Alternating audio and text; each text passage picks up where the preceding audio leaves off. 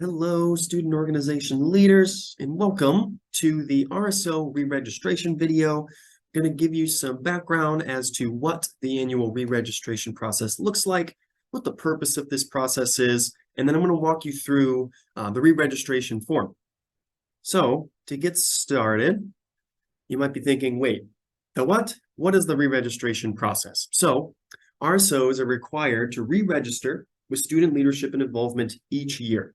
This process includes updating the club's Campus Connect profile, the roster, and the constitution.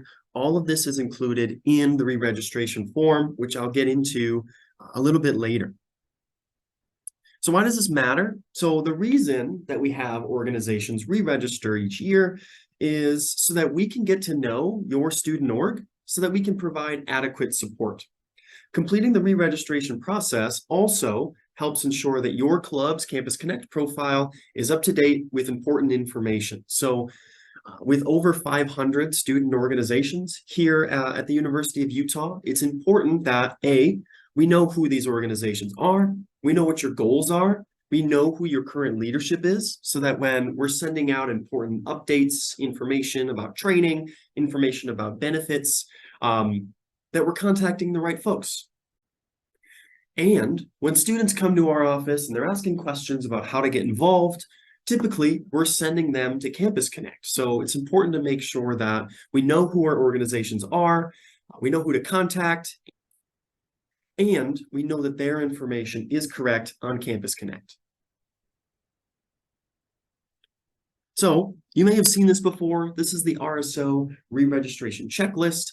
The re-registration process is technically 3 steps, right? So completing RSO training modules, having 3 students complete the bystander intervention training, and then the last step is filling out the re-registration form.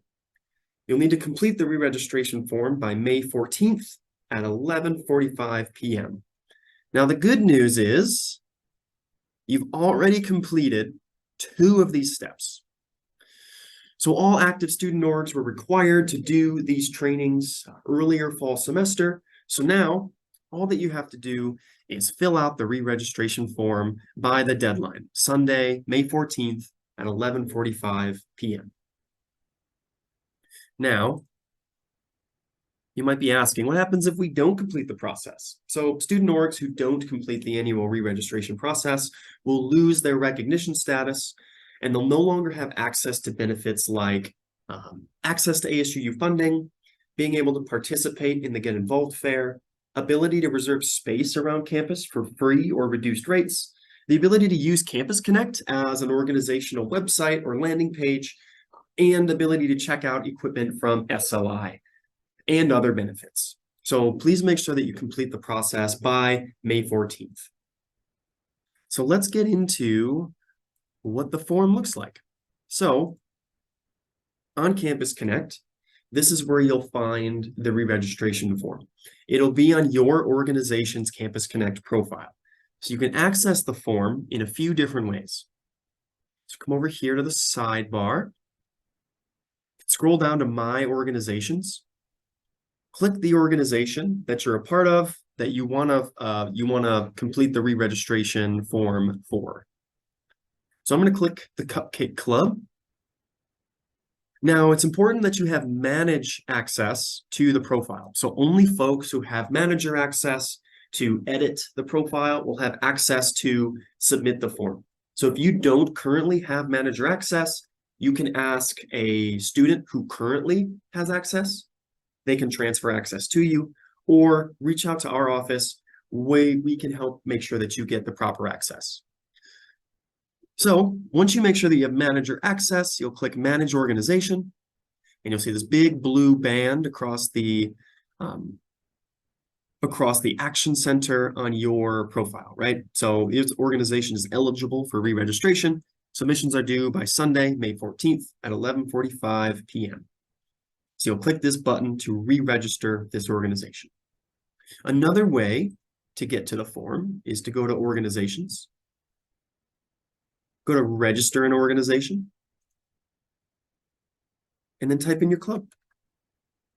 So again, as long as you have the proper manager access, you'll type in your club, and then you'll see this blue button that says re-register. So we're going to dive in. The first page is instructions.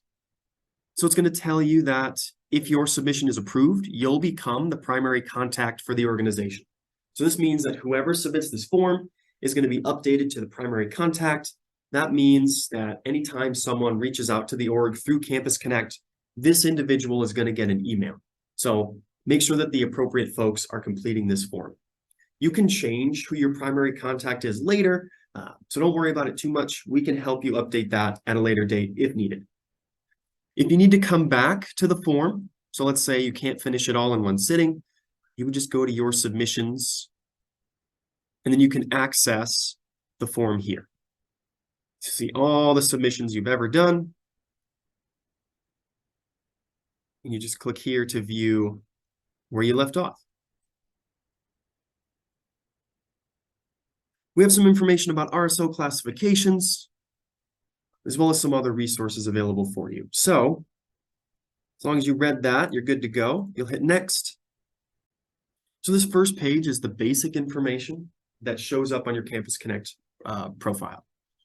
So this information is what is currently on the club's profile. So this is a great opportunity to review what information is there and make any updates if you want to, right? So organization name, description, website URLs, social media handles you can add.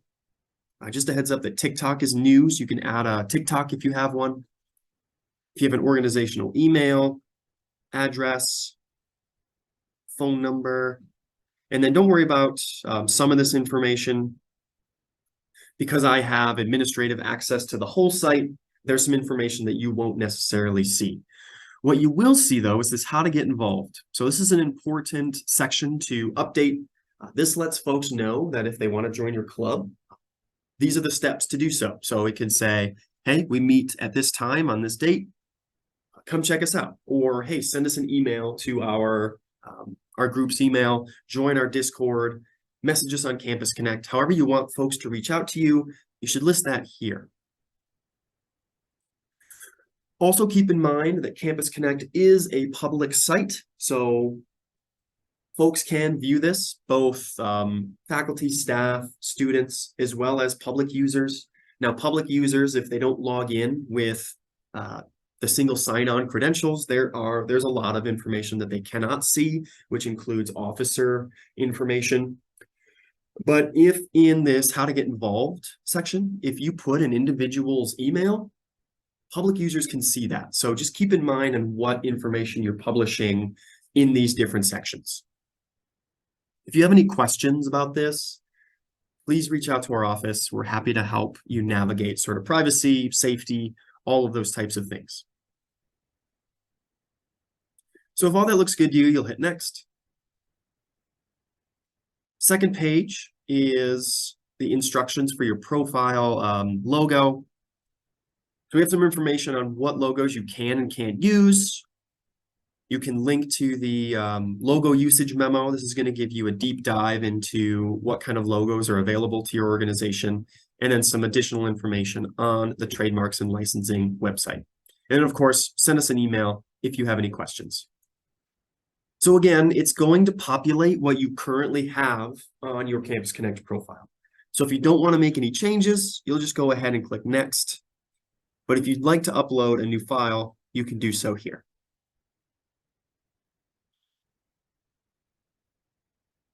You'll have to upload any additional logos so that we can review and make sure that they're compliant with university policy. Again, so right here, if you do have logos, you'll hit next or you'll hit yes. And then on the next page, you'll have the opportunity to upload any additional files that you have. And then if the answer is no, it'll just take you to the next step. So this next step, officer transition, is really just making sure that as we're moving from spring to summer, that you are transferring all of the appropriate accounts to the new leadership.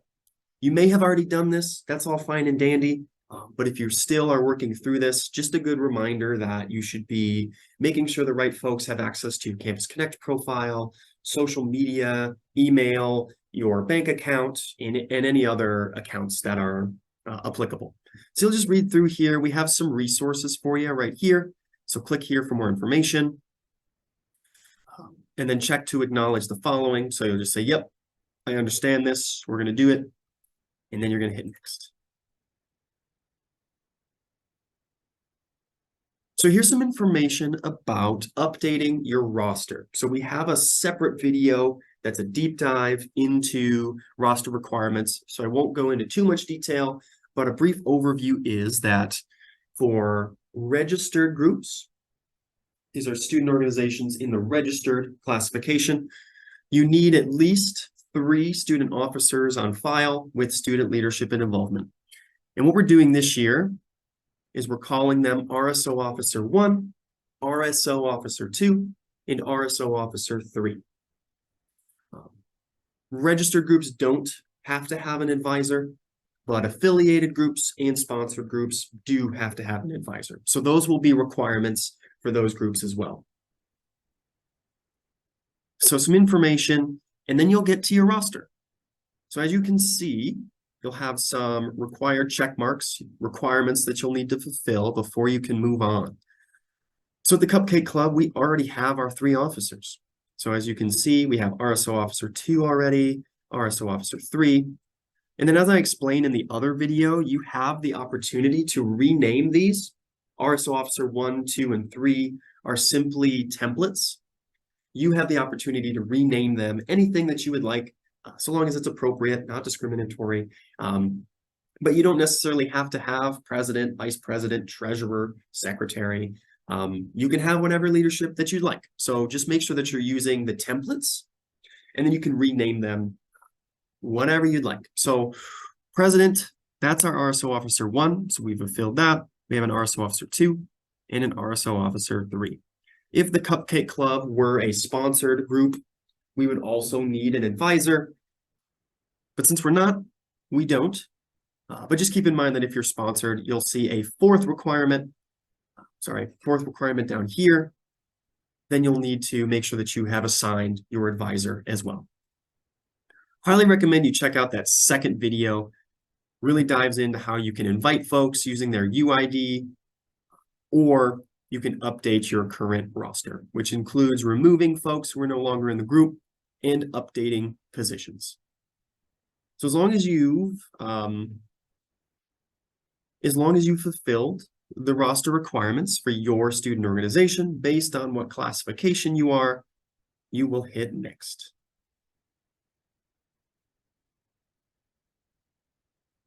Information about advisors. So if you have an advisor, you'll hit yes. Just provide some information about your advisors so that we know who they are. If you have any additional advisors, you'll add them here as well. That just helps us make sure that we know who your advisor is and that we can reach out to them with helpful information. And then they can reach back out to us with questions and just make sure everyone feels supported. So if you don't have an advisor, and as a reminder, sponsored and affiliated groups do need to have an advisor, registered groups do not. But if you don't have an advisor, if you're a registered group, you would just hit no and click next. Now this is something new, so if you've completed the re-registration process before, this is going to look new because it is. So essentially what we've done was we've updated some of the required statements that go in your constitution, and then we also have some additional reporting requirements as part of the Clery Act. So it's going to ask you to read through these statements. They're going to look familiar. They're similar to the required statements that we used to require on your constitution. We've just updated the language and we've added a few of them. So make sure you go through these, read them, click to acknowledge that you've read them, and then also make sure that these end up on your constitution. So as part of the re-registration process, it's a great opportunity to update the club's constitution, add amendments, make changes. Just work this into your amendment process. And you can copy and paste these right in there. All right, so you're going to acknowledge that we're going to add this to our constitution. So yep, Now, the second part is the Clery Act compliance. So the Clery Act requires University of Utah to evaluate and classify crimes that occur within designated Clery geography. Clery geography includes properties that are owned, rented, or leased by a student organization. If you're unsure of what this means, please send us an email. Happy to clarify. But essentially, if a group of students in the same student organization happen to live together as private citizens, this does not qualify as a student org owning, renting, or leasing property. If a group of students in a student organization are living together and it's your student organization that's renting, owning, or leasing space, that would qualify as your organization owning, renting, or leasing that property. So you're just going to say yes or no. If the answer is yes, you're just going to list the full address of the property. If the answer is no, click no and just hit next. So as I was mentioning before, those required statements, you can look at this sample constitution. Take a look at this sample constitution. You'll see all the required statements are bolded and underlined. So here, here, here. Right, so take a look at these. Feel free to copy and paste them right into your constitution, but also take a look at this and make sure that you have all the proper sections that essentially tell new leaders how to run your club. Constitution's a great sort of roadmap for leaders, incoming members. So it's important to review that at least once a year. So take a look at that. Got some resources for you. You'll see, yep, I've read them, and we've updated our constitution. And then you're going to upload your new constitution. So let's just say that's our constitution. This last step is some assessment. We'd love to hear about what your org accomplished this year, what you've gained as a student leader, some information about, yep, I know how to navigate Campus Connect, or, I don't. I know who to contact if I have any questions about my club. What are some goals you might have for next year? And then how can student leadership and involvement continue to support your club? So this is some great feedback that we use to make sure that we are properly supporting clubs. And we just love to hear you all and celebrate you for all the great things that you do each year. Right, so you're gonna fill this out.